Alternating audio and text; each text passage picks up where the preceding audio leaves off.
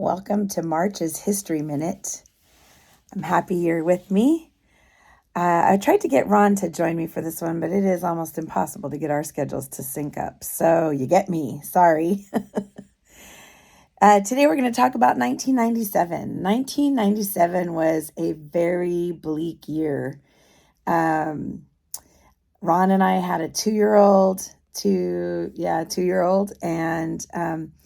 and our friends who were around in the early part of the organization, except for Delvin, had moved. And we were here as new parents and with an organization that was sinking financially.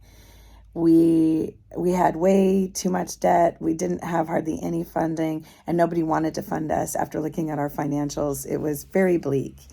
And the board of directors at the time was saying, hey, we need to shut this down. And I think, there was a big part of me as a young mom that was lonely. We didn't have family in the city. Our friends who had kids had moved, and we were just feeling really isolated and alone. And there was a part of me, I think, that was sort of relieved at the idea that maybe it would close down, but it wouldn't be our fault, and we wouldn't have to abandon the kids, but we would just be able to be like, sorry, we tried everything. And interestingly, I think God had different plans. So Ron and I separately just both began to feel very alive and engaged, and definitely did not feel a sense of like, hey, it's okay to be released and move on. We had the possibility of getting a loan from the Church of the Nazarene and to keep us going. And the board was kind of like, yeah, if they don't do that, then we're going to close it down. And Ron and I both felt like we were going to find a way one way or the other to keep things going. And so, through a lot of diligence, and I think really just a renewal of just falling in love with the kids and the work, and what drew us to this to begin with, just sprung new in our hearts. And we went to our meeting with Clary Kinsler and just said, whether we get this loan or we don't, we're going to find a way to keep this going because we feel like this is what we're supposed to be doing.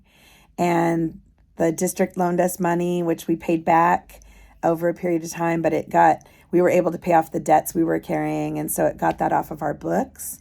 And then that made us more fundable. And really just, I think neither Ron nor I have since then had moments where we were like, oh, we should leave. We should figure out a way out of this. Like, it's been very clear that like, this is where we are supposed to be. And this is what we are supposed to be doing with our lives. And we raised Jake in it, and it's all he knew. And so we often say that Jake was an only child with hundreds of siblings. And I think that's the life that he knew, and he understood what it meant to grow up in the thick of community. And that was just even more of a gift than we knew it was going to be at that time. So 1997, yeah, very bleak, but we did get things paid off, and obviously we're still here. So it's good to remember where you came from. Thanks. See you soon.